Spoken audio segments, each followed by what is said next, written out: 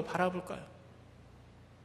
어떤 눈으로, 어떤 시각으로 그 고넬료를 바라볼까요? 멋진 군인이다, 이런 마음이 아니라 나쁜 놈, 왼수, 우리를 침략한 자, 그런 눈으로 바라볼 것입니다. 그런데 정말 특이한 게 뭐냐면 2절에 기록되어 있습니다. 10장 2절에 보면, 우리 10장 2절 함께 읽어볼까요? 사도행전 10장 2절 함께 읽어보도록 하겠습니다. 시작. 그가 경건하여 온 집관과 더불어 하나님을 경외하며 백성을 많이 구제하고 하나님께 항상 기도하더니. 정말 특이하지 않습니까?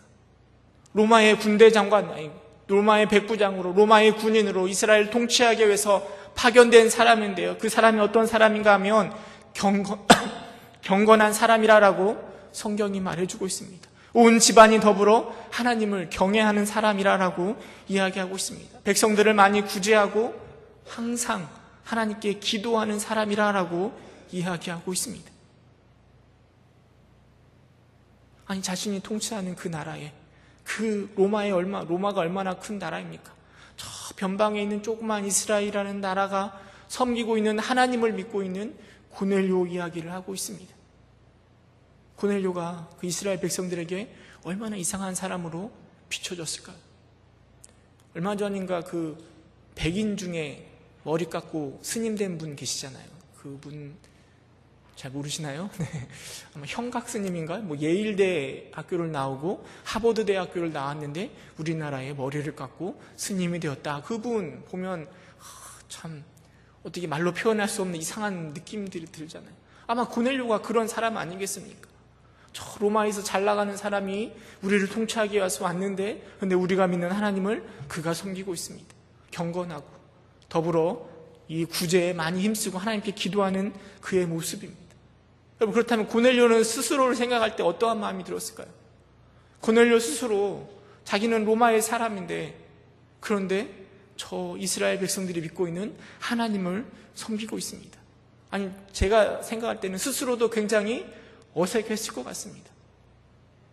아니, 로마의 사람이라면 로마의 황제를 섬기든 아니면 로마의 신을 섬기든 해야 되는데, 그런데 저 이스라엘 백성들이 믿고 있는 하나님이 믿어지고 있는 겁니다. 사람들의 시선이 얼마나 부담스러웠을까요? 어쩔 수가 없습니다. 하나님 생각하면 믿어지고 왠지 모르게 하나님을 섬겨야 될 것 같은 부담감이 그 안에 가득 차 있는 것이죠. 어쩌면 그는 그 신앙을 띄어내보려고 여러 가지 방편들을 해보지 않았을까요? 그러나 끊임없이 오는 부담감들 때문에 결국 그는 하나님을 섬기는 자로, 하나님 앞에 살아가는 자로, 순종하며 살아가는 자로 하나님을 섬기고 있는 것입니다. 하나님의 음성에 순종하여 베드로를 불러오고요, 그리고 베드로의 발 앞에 무릎을 꿇고 그의 음성에, 그의 설교에 귀를 기울이고 있습니다. 두 번째로 생각해 볼 수 있는 건 베드로의 부담감입니다. 여러분, 베드로가 어디에 있는가 하면 욥바에 있었습니다. 가이사랴에서 남쪽으로 50km 떨어진 곳입니다. 9장에 보면 베드로는 욥바에서 다비다라는 여제자를 살리는 기적을 일으키고 많은 사람들이 주를 믿게끔 하였습니다. 그리고 그가 어디에 거하고 있는가 하면 시몬이라 하는 부두장의 집에 거하고 있습니다. 부두장이가 뭐 하는 사람인가 하면 이게 죽은 짐승의 껍질을, 가죽을 가지고 물건을 만드는 사람이 부두장입니다. 당시에 이스라엘 백성들의 그 삶의 모습에서 보면 죽은 시체를 건드는 건 부정한 행위로 생각하였습니다. 그런데 그 집에 누가 거하는가 하면 사도인 베드로가 거합니다. 베드로가 거하기에는 그렇게 좋은 장소라 할 수 없습니다. 그러나 베드로는 상관하지 않습니다. 왜냐하면 그런 의식적인 게 중요한 것이 아니라 그리스도의 보혈의 능력이 너무나 중요하다는 것을 잘 알고 있기 때문에 베드로는 그 집에 거합니다. 근데 그가 그 지붕에 올라가서 기도하고 있을 때 하나님의 환상을 보게 됩니다. 그 환상이 무엇인가 하면 10장 11절부터 기록되어 있습니다. 우리 10장 11절, 12절, 13절 함께 읽어보도록 하겠습니다. 시작. 하늘이 열리며 한 그릇이 내려오는 것을 보니 큰 보자기 같고 네 개를 메어 땅에 들이웠더라. 그 안에는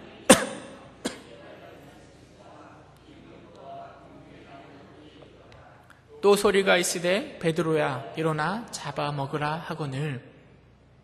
여러분, 환상 중에 그릇이 내려오고 보자기가 열려지고 그 안에 있는 여러 가지 짐승들이 있는데요, 그 짐승을 하나님이 잡아먹으라라고 이야기합니다. 레위기에 보면 이스라엘 백성들에게 하나님께서 부정한 짐승과 정한 짐승을 정해주셨습니다. 그리고 부정한 짐승은 먹지 못하게 하였습니다. 근데 베드로가 바라볼 때 그 보자기 안에 있는 짐승 중에는 물론 정한 짐승도 있겠죠. 그러나 부정한 짐승도 있었습니다. 그래서 베드로 스스로 생각할 때 그 음식을 먹을 수 없겠다라는 생각이 가득 차 있었습니다. 할 수 없다고, 하나님 그렇게 할 수가 없습니다라고 하였을 때 하늘에서 두 번째 소리가 납니다. 15절에 보면 하나님께서 깨끗하게 하신 것을 내가 속되다 하지 말라라는 음성이 들립니다. 그 환상이 3번 있은 후에 그릇이 하늘로 올라갑니다. 그리고 나서 누가 오는가 하면 고넬료가 보낸 3명의 하인들을 만나게 됩니다. 예수님의 사도였던 베드로에게 있어서요, 이방인을 만나는 것은 또 다른 부담감입니다. 아니, 그의 집의 초청에 응하고 그의 집에 가서 설교를 하는 것은 굉장히 부담스러운 일입니다. 왜냐하면 그 당시에 상황은 함께 식사를 하고 함께 교제를 한다는 것은 같은 부류의 사람들끼리만 가능하였습니다. 그들은 이방인들과는 말도 제대로 하지 않았습니다. 함께 섞이는 것조차 싫어하였습니다. 그런데 베드로는 그 부담감 앞에 하나님께서 보여주셨잖아요.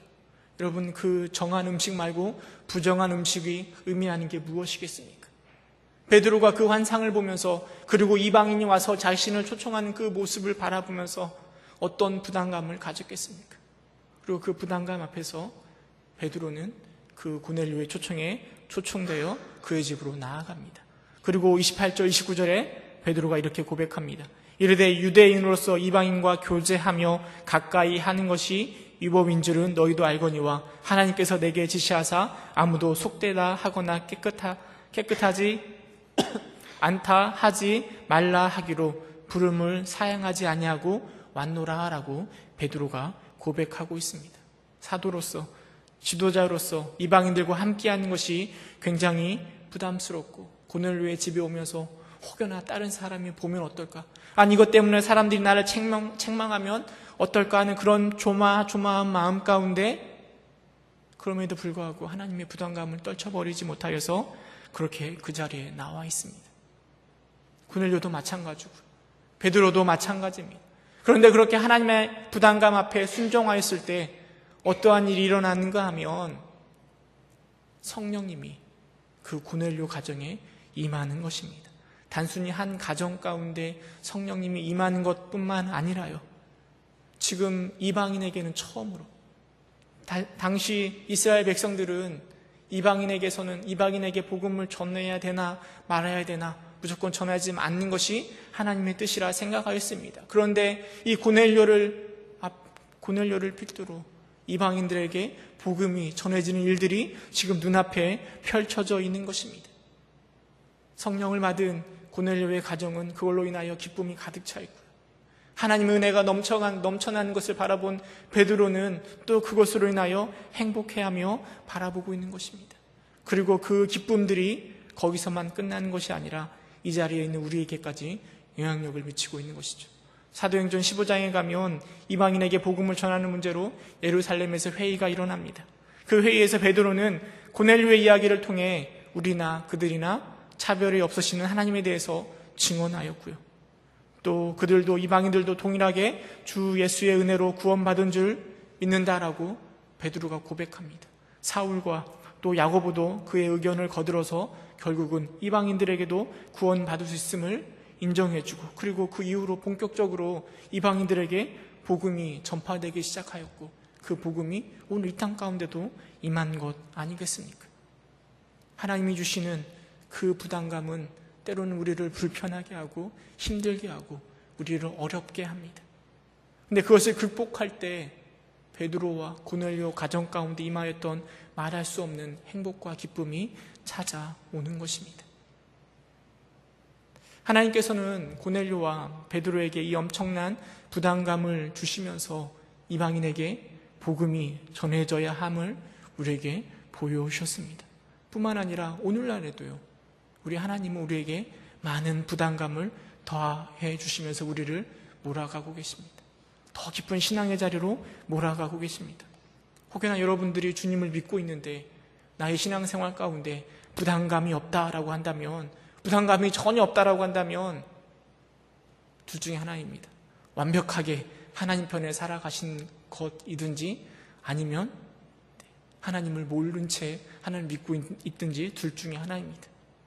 내 안에 부담감이 없다면 내 모습을 다시금 돌이켜 보아야 될 것입니다. 내가 과연 하나님 앞에 서 있는지 생각해 보아야 될 것입니다. 여러분, 그렇다면 하나님이 우리에게 주시는 부담감은 무엇이 있을까요? 여러분은 어떤 부담감을 가지고 계십니까? 물론 사람들마다 그 부담감이 다 다를 것입니다. 그러나 크게는 두 가지로 생각해 볼 수 있습니다.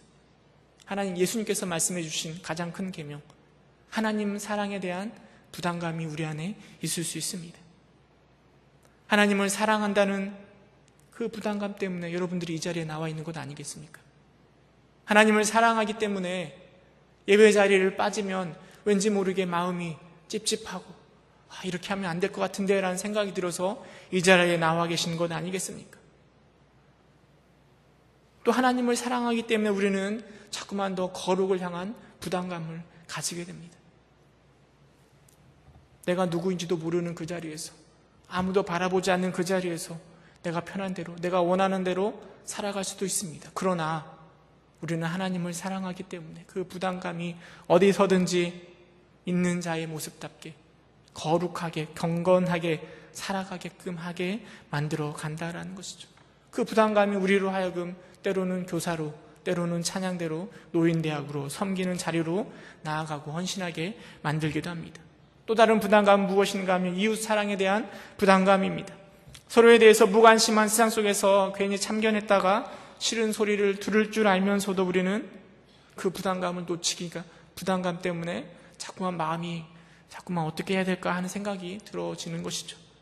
특별히 영혼을 향한 부담감은 우리로 하여금 자꾸 그들에게 교회로 가게, 전도하게끔 하는 마음을 품게 합니다. 여러분, 지역전도 한번 나갔다 오시기 바랍니다. 물론 우리가 복음을 전하여서 많은 사람들이 돌아오는 건 아닙니다. 그런데요, 지역전도를 끝나고 돌아오면요, 마음이 그렇게 뿌듯할 수가 없습니다. 왜냐하면 영혼을 향한 그 부담감들이 내 안에 있고 그것들을 행하였다라는 마음속에 그런 마음이 드는 것 같습니다. 이것 말고도 많은 부담감들이 하나님을 믿고 영접한 사람들에게 생겨납니다. 어쩌면 우리가 부담감을 가지고 있다라는 것 자체만으로도 이것은 하나님이 나를 사랑하시고 나를 선택하신 건 아닐까라고 생각하며 감사할 수도 있습니다. 그러나 여러분, 단순히 부담감을 가진다고 해서 그것이 우리에게 행복을 가져다 주는 것은 아닙니다. 때로는 이 부담감은 우리로 하여금 말할 수 없는 죄책감을 느끼게 하기도 합니다. 만약에 베드로가 그 부담감을 뿌리치고 고넬료 집에 가지 않았다면 베드로가 어떤 마음이 들었을까요? 고넬료가 베드로를 불러오지 않았더라면 나중에 어떤 마음이 생겨났을까요?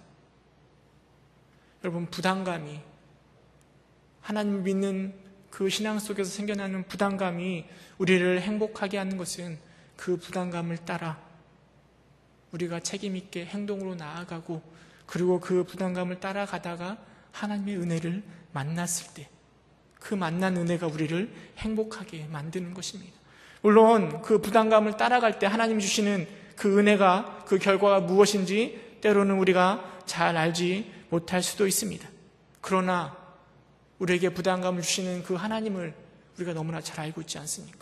우리에게 부담감을 주시는 그 하나님은 우리에게 가장 좋은 것을 채워주시는 하나님이심을 우리가 너무나 잘 알고 있기 때문에 그 부담감이 짜증나고 그 부담감이 때로는 우리를 힘들게 하고 모른 채 하고 싶지만 그 하나님 때문에 그 결과를 기대하면서 그 부담감을 따라갈 수 있는 것 아닐까 생각해 보게 됩니다. 여러분, 베드로와 고넬료를 바라보면서요, 어떻게 하면 그들이 그 부담감 앞에서 순종으로 나아가고 그 부담감을 행복한 부담감으로 만들었을까 한번 생각해 보고자 합니다. 전 두 가지를 생각해 봤는데요. 그 고넬료와 베드로의 모습을, 성경이 기록한 모습을 쭉 묵상하다 보면 공통점으로 이야기하는 게 있습니다. 그게 무엇인가 하면 바로 그들은 기도하는 사람이었다라는 것입니다. 고넬료는 2절에 보면 항상 기도하였다, 하나님께 기도하였다라고 기록하고 있습니다. 4절에 보면 천사가 그에게 뭐라고 말하는가 하면 내 기도와 내 구제가 하나님 앞에 상달되어라고 기록하고 있습니다.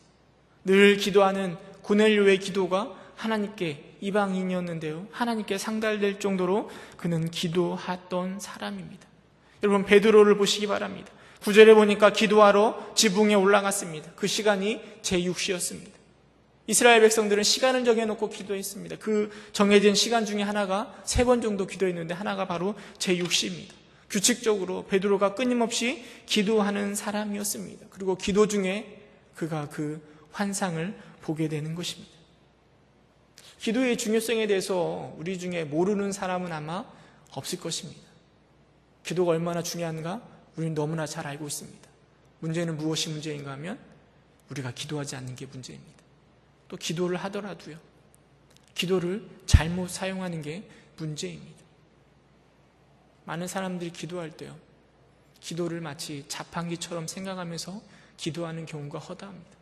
우리가 자판기를 보면 동전을 집어넣고 누르면 뚝 떨어지잖아요. 마치 우리가 하나님 앞에서 기도라는 동전을 집어넣고 내가 원하고 내가 소망하는 것들을 누르기만 하면 뚝뚝뚝 떨어지는 것을 기도로 생각하고 있지는 않습니까? 우리는 기도가 하나님과의 대화라고 고백하고 있습니다. 물론 우리의 필요한 것들을 하나님께 말하는 것, 이것이 필요합니다. 중요하죠. 그러나 그것이 기도의 전부가 아닙니다. 기도는 내 필요한 것을 말할 뿐만 아니라 하나님의 음성을 듣는 시간이 또 기도여야 됩니다. 때로는 잠잠히 조용히 하나님께서 내게 원하시는 것이 무엇일까를 고민하고 생각해 보는 게 바로 기도의 시간이어야 됩니다. 그럴 때 그게 바로 대화가 되는 것입니다. 물론 실제 음성이 우리 귓가에 들리지는 않습니다. 그러나 우리 안에 계시는 성령님은 우리로 하여금 하나님의 뜻이 무엇인지 생각나게 해주실 것입니다. 무엇이 하나님이 원하시는 뜻인지를 생각할 수 있도록 우리에게 우리의 마음을 움직여 주실 것입니다. 이게 바로 기도의 모습이라 생각되어집니다. 이런 기도를 통하여서 우리는 하나님의 뜻을 분별해낼 수 있습니다. 내 욕심이 가득 차 있는 부담감, 내 욕심이 섞여져 있는 하나님의 뜻이 아니라 정말 하나님이 내게 바라시고 소망하는 것이 무엇인가를 이런 기도를 통하여 우리는 깨달아 알 수 있는 것입니다. 두 번째로 고넬료와 베드로의 모습 가운데 순종의 모습을 찾아볼 수 있습니다. 로마의 군인으로서 고넬료가, 또 예수님의 사도로서 베드로가 하나님의 그 부담감 앞에 순종하는 게 쉽지 않았습니다. 사람들의 시선들, 또 내 손해를 생각해 볼 때 그렇게 행동하는 게 결코 쉬운 일은 아닙니다. 그러나 그들은 하나님의 뜻이라면 아멘으로 순종하였습니다. 환경을 뛰어넘어, 내 생각을 뛰어넘어, 사람들의 시선을 뛰어넘어 순종하였습니다. 그때의 그 부담감이 말할 수 없는 기쁨으로, 행복으로 변화된 것입니다. 우리는 하나님 앞에서, 하나님 주시는 많은 부담감들 앞에서 너무나 많은 것들을 생각하고 재고 있지는 않습니까? 하나님의 뜻이 분명함에도 불구하고 이렇게 할 때 내가 무엇을 포기해야 되고, 내가 무엇을, 어려움을, 어떤 시간을 내야 되는가를 너무나 생각하고 있는 채 아무것도 행하지 못하고 그렇게 신앙생활을 하고 있지는 않습니까? 그럼 제가 처음 신학교에 갈 때 그것을 결정하게 된 게 바로 이 부담감이었습니다. 대학교 다닐 때 저는 목사가 되고 싶은 마음이 조금도 없었습니다. 열심히 물론 교회 일을 하고 주님을 믿었던 건 사실이지만 목사가 되고 싶은 마음은 조금도 없었습니다. 물론 마음 가운데 하나님께서 원하시는 삶이 무엇일까 고민하고 그런 삶 살기를 소망했습니다. 그러면서 제가 스스로 유한 삼기를, 그래 지금은 열심히 공부하고 좋은 곳에 취직하고 좀 안정이 되면 나중에 노년이 돼서 저 외국에 가서 선교를 하고 주를 위해서 살아가야지, 이런 생각만 품고 있었습니다. 그리고 이제 대학을 졸업하고 취업할 때쯤에 마음에 어떤 생각이 드는가 하면 이 하나님 주시는 부담감인데요. 과연 그런 생각이 하나님이 기뻐하시는 생각일까 하는 생각이 내 안에 늘 계속 가득 차 있는 거예요. 아니, 하나님이 원하시는 것이 적당히 네 욕심 다 챙긴 후에 헌신한 사람을 하나님이 원하실까라는 마음이 늘 제 마음속에 부담감으로 다가왔습니다. 그리고 그 부담감을 못 이겨가지고 결국에는 취업하는 거 포기하고 신학교에 온 것 아닙니까? 그리고 이렇게 목사가 되어 있습니다. 여러분, 제가 이렇게 목사가 되었는데요. 근데 그 부담감 때문에 목사가 되었는데요. 지금 제가 행복할 거라 생각하십니까? 어떨까요? 목사가 된 제가 지금 행복할까요? 물론 행복합니다. 그러나 또 고달픈 것도 사실입니다. 여러모로 어려운 일들이 많이 있고요. 또 여러 가지 포기할 때 것들이 여전히 많이 있습니다. 그러나 저는 확신합니다. 고넬료와 베드로가 느꼈던 그 행복이 지금 내가 당장 누릴 수는 없지만 그 행복을 향하여 하나님이 끊임없이 나를 움직여가고 만들어가고 계시는 중이라고 확신하고 있습니다. 나의 목자가 되신 하나님께서 나의 삶을 가장 행복한 삶으로 마무리시킬 수 있도록 이끄실 것이라 확신하고 있습니다. 그래서 오늘도 끊임없이 하나님의 뜻이 무엇일까 기도로 분별하고, 그리고 하나님의 뜻을 따라 순종하려고 노력하고 지금 다시 결단하는 것입니다. 여러분들은 주님 앞에서 어떤 부담감을 가지고 계십니까? 어떤 부담감을 가지며 살아가고 계십니까? 하나님 주시는 그 부담감을 따라 살아가는 것 결코 쉬운 일 아닙니다. 때로는 고난을 겪기도 해야 되고 사람들로부터, 가족들로부터 따가운 눈총을 받을 수도 있습니다. 많은 것을 잃어버릴 수도 있고 때로는 시간과 물질을 많이 투자해야 할지도 모릅니다. 그러나 여러분, 고넬료와 베드로가 누렸던 그 기쁨을 기억하시기 바랍니다. 많은 부담감이었지만 그걸 따라 행하다가 만나게 되는 그 큰 하나님의 은혜 앞에, 그 성령님의 부르심 앞에, 성령의 기름 부으심 앞에 누렸던 그 행복한 그 기쁨들을 여러분 기억하시기 바랍니다. 그리고 여러분들도, 이곳에 계신 모든 분들도 그 행복을 누릴 수 있기를 주님의 이름으로 축원합니다. 함께 기도하도록 하겠습니다.